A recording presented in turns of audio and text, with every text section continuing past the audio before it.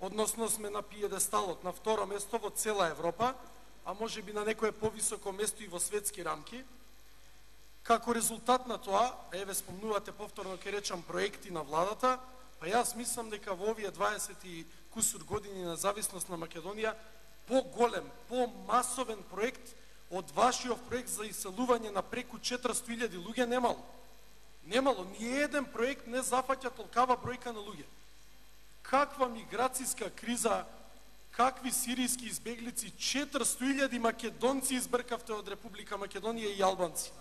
И од сите етнички заедници.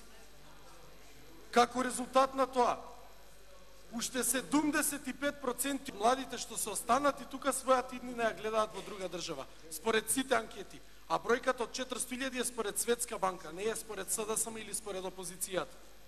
На крајот на криштата, велите се вработиле, се повеќе и повеќе луѓе се вработуваат, како тогаш фондот за пензиско се повеќе и повеќе тоне во дупка. И најинтересно на крај, мислам, интересно е како за некои закони што не ви одговараат, не анализирате сега, анализирате, па по потреба пак не анализирате, па по потреба пак анализирате и слично.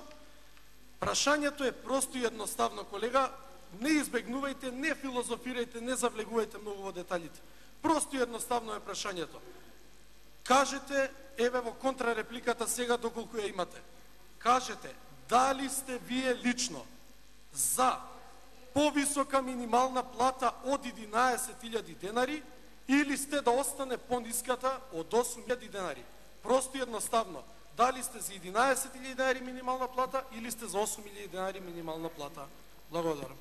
Господинот Коџабашиев Ѓорѓи има контрареплика.